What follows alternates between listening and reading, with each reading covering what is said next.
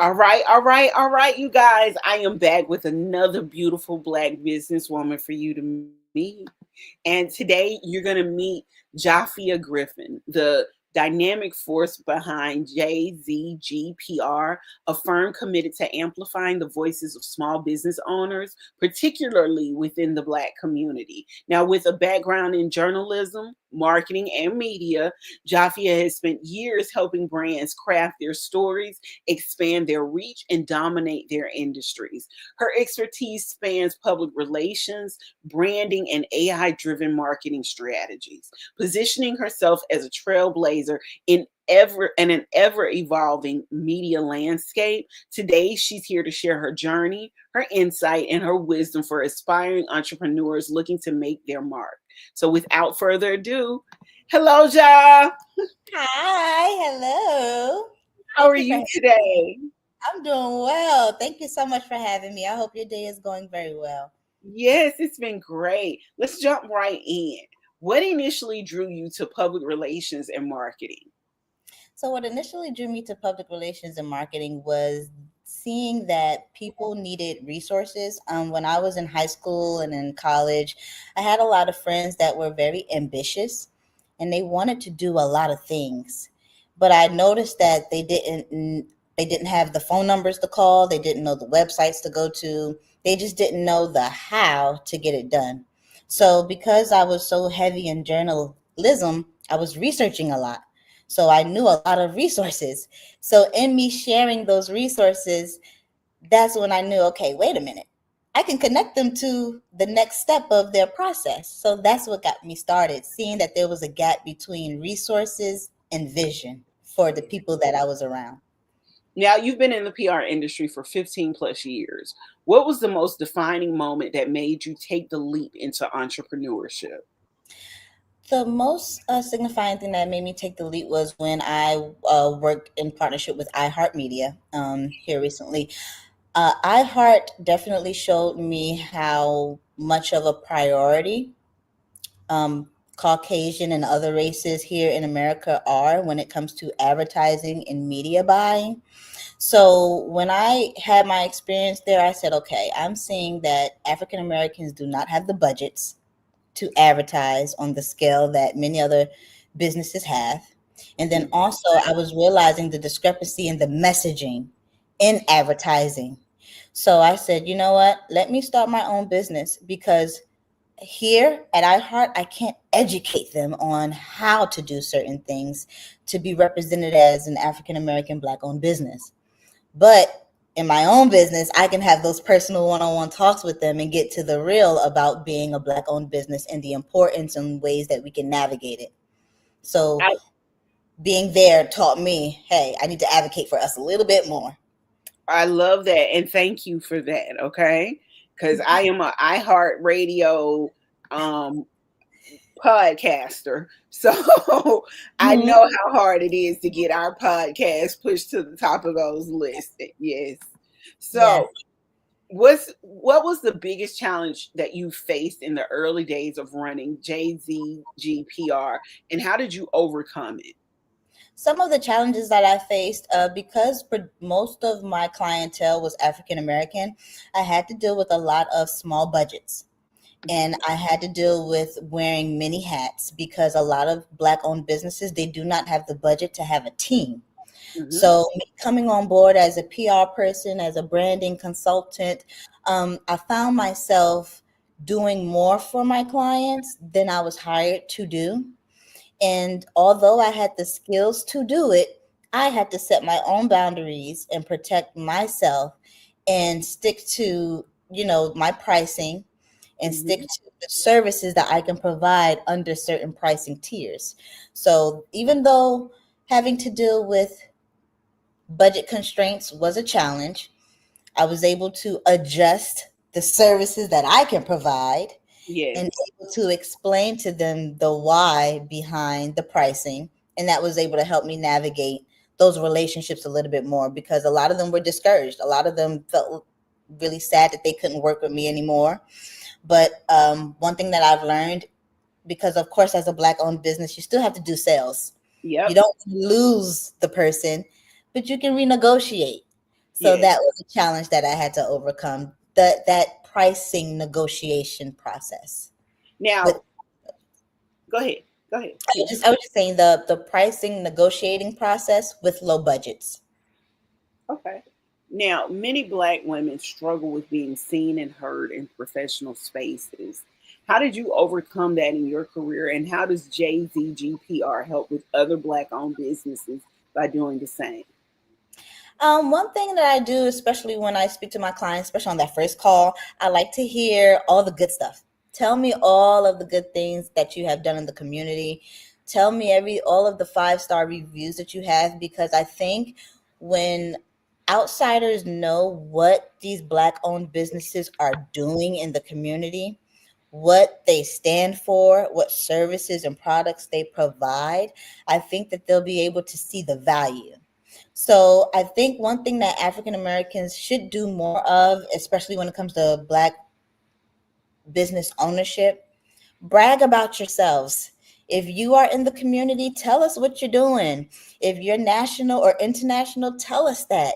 Brag about us so that when we compare you to the other businesses, or when we want to find value in why we should shop with you or why we should use you, it's already laid out there in the front. So one thing that I love to do as JZGPR, I just love highlighting the good of my clients and putting that on the forefront. Okay, now have you ever felt like you've had to work twice as hard to gain the same level of recognition and respect in your industry? Yes, I have felt that way in certain media outlets, because a lot of media outlets, they are often bombarded with stories from the community every day from this person and that person. But again, I think when you highlight the greatness of those clients, that journalist or that media outlet will be able to say, "Hey, I haven't heard that before from this Okay. community. I haven't seen her face before at this rally or at this event." So I think if we just highlight those things and stay persistent, because sometimes some ways that I've won is by being so persistent to where they have no choice but to respond to my email. They have no choice but to see me at the event. Um, Yes. yeah, so if I see that my emails are going red and they're not being replied to, oh, okay, so let me see what event you guys have coming up next week. I'll meet you there. Yes. I will, Yes. I will meet you there, and then we can have another conversation. Now, what are some of the biggest mistakes that Black business owners make when it comes to marketing themselves, and how can they fix that? Ooh, that's a great question. I think one of the mistakes is not knowing their target audiences.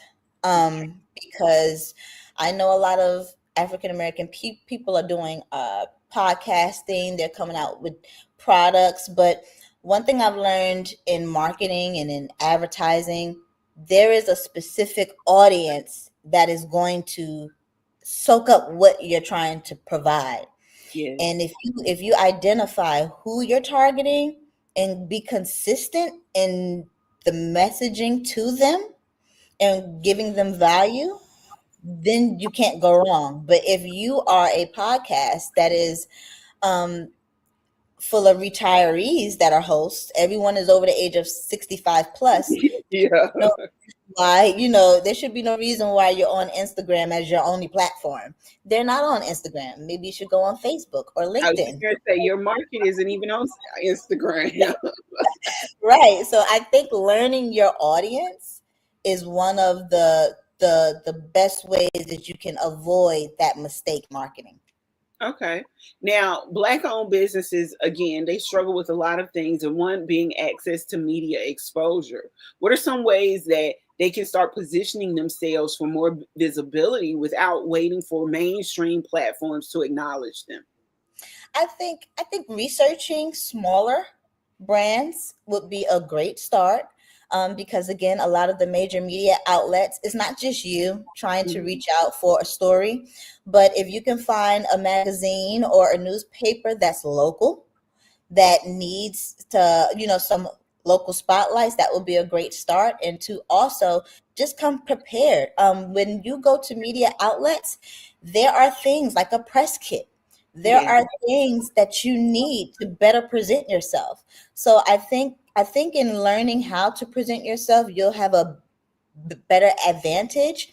And also, when you're on social media, tag these companies, at them. If they're talking about a topic for Black History Month, like Black infertility, and you want to talk about that with your business, or support an awareness month, or support a cause, tag those companies so that they can see, hey, this is what we're doing in the community.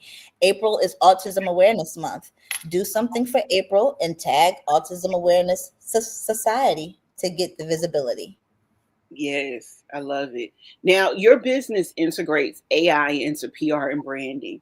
How do you see technology reshaping the future of Black entrepreneurship?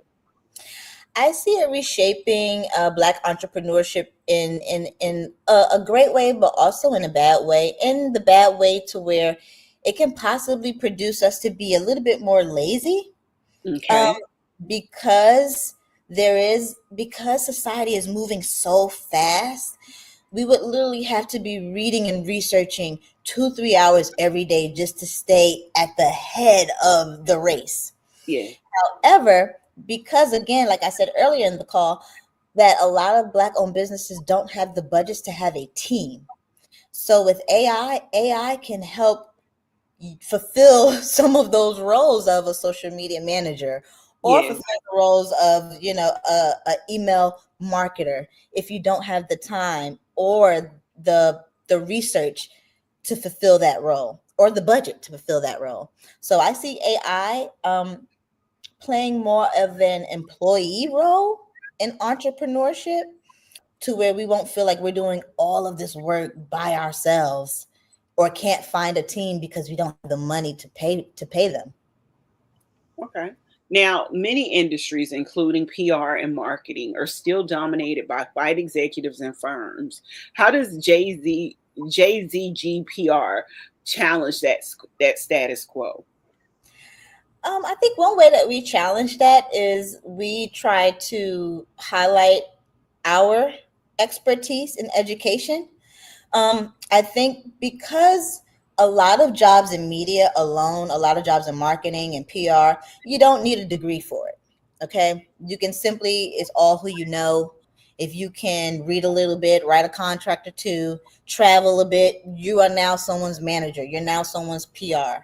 However, when you are backed with licensing, when you are backed with a degree, when you are backed with actual boots on the ground, showing that you're doing more than just behind a computer emailing folks and creating press kits, I think that kind of gives other companies the impression of JZGPR knows what they're doing. They're not just someone who's your cousin who's been with you in your whole rap career and now wants to advocate for you during the big meeting. No, you actually hired someone who is professionally licensed or professionally educated in this realm to represent you. So I think that's the way that JZGPR sets ourselves apart. And also, I think because we're young, a lot of folks in PR are older businesses that have been here for 50 plus years. Their families have been CEOs and businesses have been passed down. So the fact that we're young and we're Black, I think that that's a great way that we can kind of give an edge up to make people be like, hey, what's going on with JZGPR? Now, you've mentioned wanting to break into PR for the sports industry like golf and hockey, which have very little Black representation. What's your vision for helping Black professionals and businesses enter these spaces? I'm sorry, can you repeat the last part? What is my Your vision for helping Black professionals and businesses enter into these spaces. my vision is to really find avenues that haven't been tapped into. A lot of Black athletes, they go into the sneaker deals, they go into the clothing deals. But let's talk about going into equipment. Tiger Woods, let's have him come out with this whole line of golf clubs. Let's have him come out with his whole line of golfing mitts. I want to expand what we're so used to. You can see so many NBA players. Almost every NBA player has a sneaker. Sneaker. Yep. Yes. Let's go into the headbands. Let's go into the jerseys. Let's go into the knee pads. So my vision for the sports world and Black PR and Black business ownership is to more so expand our options, awaken our mind to say, hey, sneakers is not the only thing that we can put our name on. There's other things in sports that we can put our name on, and let's explore that. Okay. Now, representation matters as it does with everything. How does your success as a Black woman in PR inspire the next generation of Black women looking to break into media and branding? I think one thing that I would emphasize is create your own. Create your own. It is great to get your foot in the door with major media outlets, but understand that media is still predominantly white male driven, Yes. and understand that a lot of jobs in media, people don't leave. Um, a lot of times people in media don't leave unless they've been treated unfairly or they've been fired. Mm. So it's going to be hard trying to get into media, and just to stay true to your integrity. There's a lot of things in media that can compromise your ethics, your morals. And if you just do it your own way, own your own media outlet, own your own business, you won't have to compromise so much. So do it yourself, and there is so much more peace and success in that. That's what I would say. Start off doing it yourself first. If you can start your LLC straight out of college, that is great. If you can afford that and sustain that, that will be awesome. Yes, do it yourself. That's Yes. that's been a common message amongst Black women. Some of us have learned that we have to end up doing it ourselves. Now, Yes. what advice do you have for Black women who feel like they have to choose between financial stability and following their entrepreneurial dreams? My advice to Black women with that would be to find balance. And I mean that in the most descriptive way possible. Take a week or take just 3 days and literally write down and just analyze what your schedule is. And if you find pockets of time being wasted, if you find pockets of time being spent on things that, don't matter, reevaluate your time. Because me personally, I just experienced a whole bout of burnout after a whole year of events expanding to over 9 states and having clients all over the nation. But I had to realize I cannot pour into anyone's cup if my cup is empty. Say that again. I cannot pour into anyone's cup if my cup is empty. And at the end of the day, we are we are the highest demographic for stress related deaths, and just death period, whether it's through childbirth, heart disease, all kinds of stuff. So we have to prioritize us first and truly find that balance between health, work, life, love, and family. It is a task, but once we figure it out, I think it's a lot more easier to manage the day to day of juggling that. Now, let me ask you a question. How do you actually balance your success with the self care and the family life? Exactly that. I have been for a while, even before I started my business, Sundays were always my self-care day. And Okay. I never budged on that. Even when I started my business, I never budged on that. And also because I work mostly from home, a lot of clients and a lot of things were trying to take me out to take my time. But one thing that I had to realize, and this is just me instilling that within myself, no one is gonna make my business succeed but me. The situation that I'm in, I want to get out of it. The Mm-hmm. only person that can get me out of my situation is Is it? myself. That's right. It's So like a book that I read called No One's Coming to Save Us. Yep. no one. So when you realize that for real, you'll stop playing games and say, you know what? I have to make the choices myself to get out of this rut.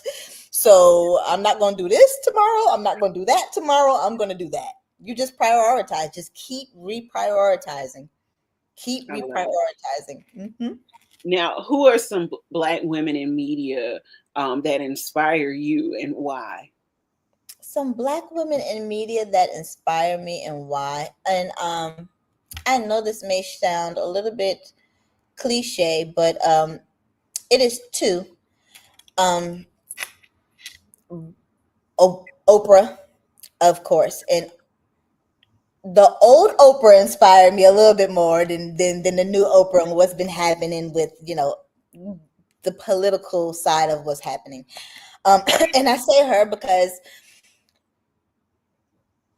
going to a HBCU in Baltimore.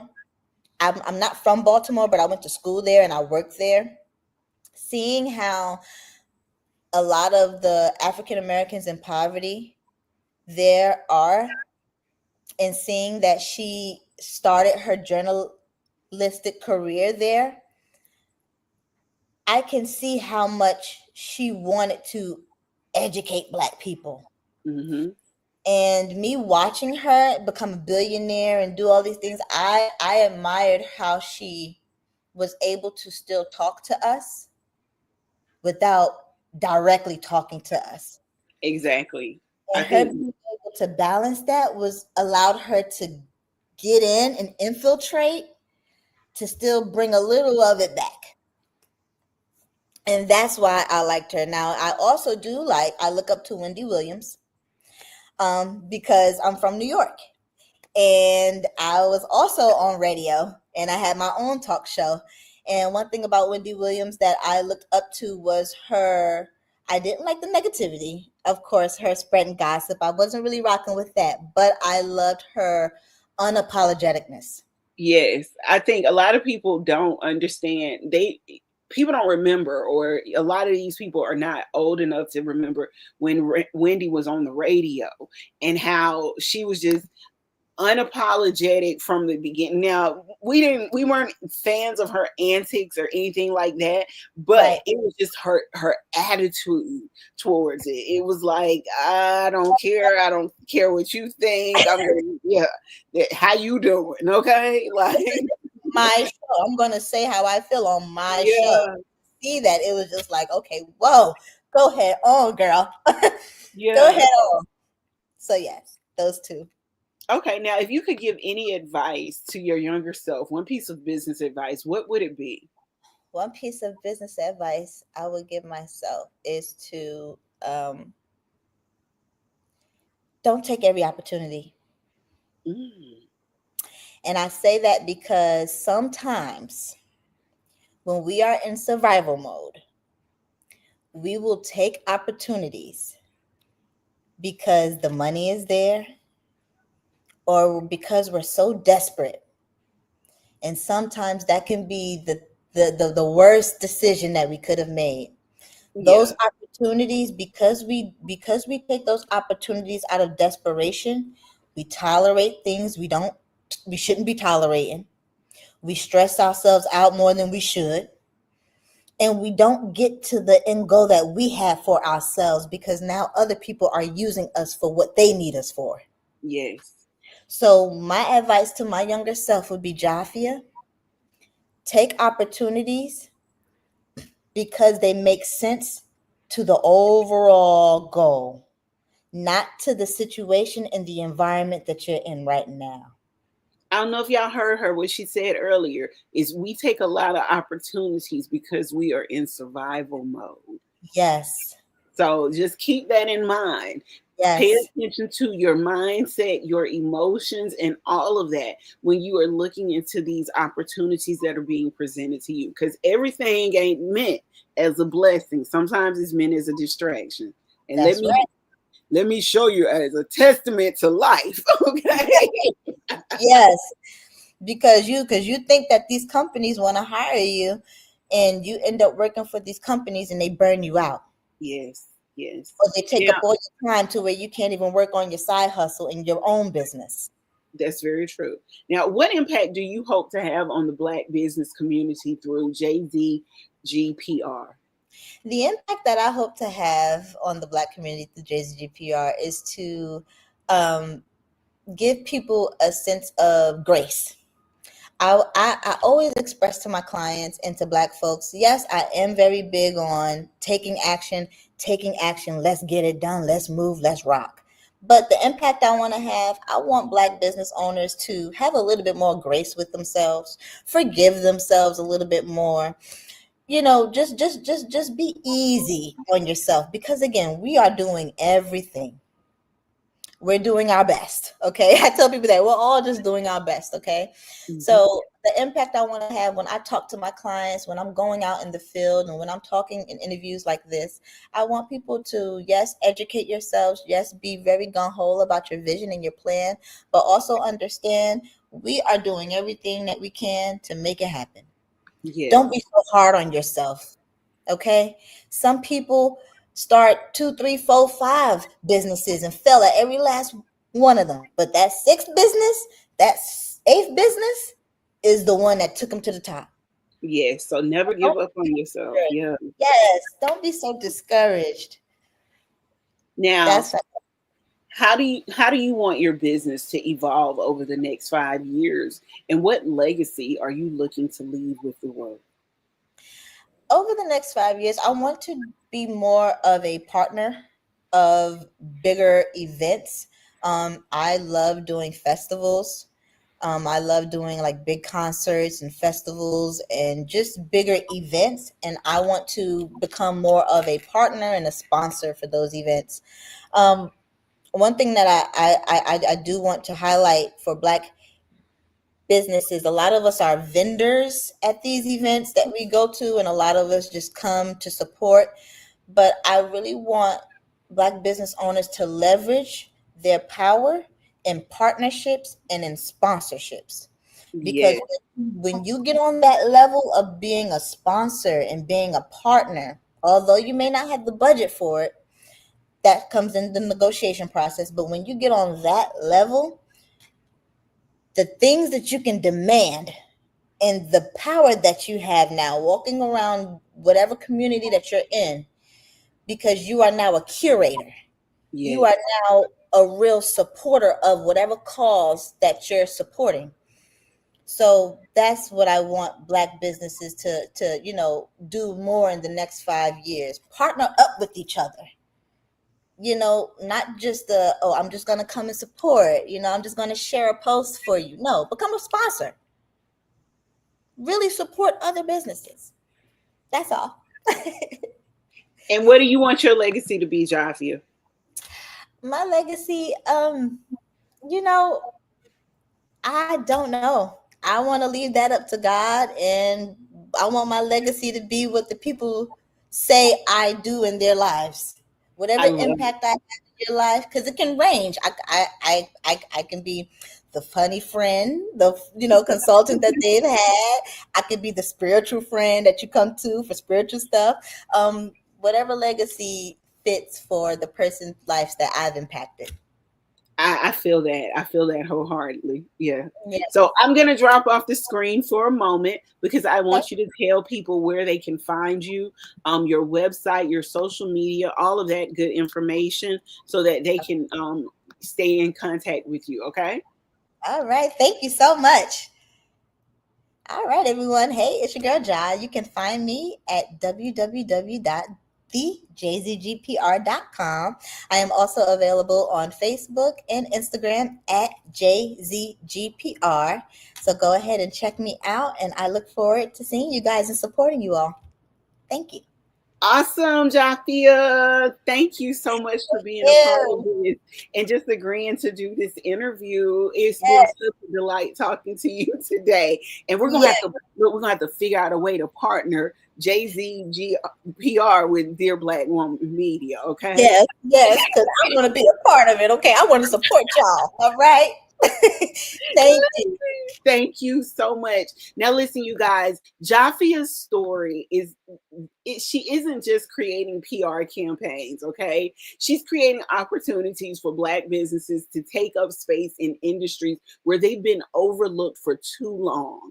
Through JZG PR, she's shifting the narrative and making sure Black entrepreneurs get the visibility and recognition they deserve. Now, as she continues to expand her brand, her mission remains the same: helping Black businesses thrive, scale, and leave a lasting impact. Follow Jahphia's journey and learn more about JZG PR at her website, which is going across the bottom of our screen, www.thejzgpr.com. And with that being said, I'll be back next time with another beautiful Black businesswoman.